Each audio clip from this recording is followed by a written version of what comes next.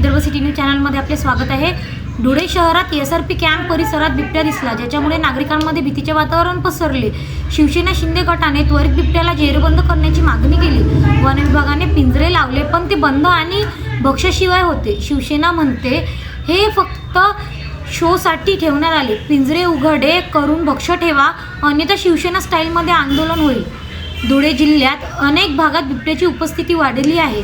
नागरिकांनी खबरदारी घ्यावी, बिबट्या नियंत्रणासाठी त्वरित पावले उचलावी। Vidarbha city news Amravati. शनिवारी साखरी रोडला 500 क्वार्टर या ठिकाणी शासकीय कर्मचाऱ्यांची वसाहत आहे आणि या वसाहतीमध्ये बिबट्याचा मुक्त संचार काही नागरिकांनी या ठिकाणी मोबाईलमध्ये कैद केला आणि त्याच्यानंतर आम्हाला ती बातमी कळाल्यानंतर आम्ही सोमवारी वन विभागाच्या अधिकाऱ्यांना त्या ठिकाणी निवेदन दिलं आणि सांगितलं की या परिसरामध्ये तुम्ही कॅमेरे लावा, ड्रोन कॅमेऱ्याने त्याची तपासणी करा आणि पिंजरे लावून त्या ठिकाणी त्या पिंजऱ्यामध्ये भक्ष्य ठेवून तो बिबट्या आपल्याला जेरबंद कसा करता येईल त्या ठिकाणी प्रयत्न करा। आमच्या मागणीनुसार, शिवसेनेच्या मागणीनुसार त्या ठिकाणी प्रशासनाने पिंजरे लावले, परंतु पिंजरे लावत असताना अत्यंत गलथान कारभार या ठिकाणी शिवसेनेच्या वतीने उघडकीस आलेला आहे। आपण हे पिंजरे बघत असाल, हा पिंजरा या ठिकाणी बंद अवस्थेमध्ये आहे। या पिंजऱ्यामध्ये कुठल्याही प्रकारचं भक्ष्य त्या ठिकाणी ठेवलेलं नाही।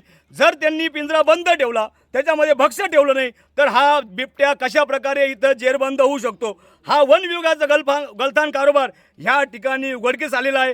जर भविष्यामध्ये या परिसरामध्ये आणि धुळे शहरामध्ये जर बिबट्याचा वावर वाढला आणि त्याच्या हातून जर काय कुठल्या मानवी वस्तीवर, मानवावर जर कुठल्या प्रकारे हल्ला झाला आणि त्याच्यामध्ये जर काय बरी वाईट घटना घडली, तर आम्ही शिवसेनेच्या वतीने इशारा देतो की वन विभागाच्या कुठल्याही कार्यालयामध्ये एकाही अधिकाऱ्याला शिवसेना त्या ठिकाणी स्वस्थ बसू देणार नाही आणि उद्या उठून काही प्रकार घडला तर याची सर्वस्वी जबाबदारी ही वन विभागाची असेल। जय महाराष्ट्र।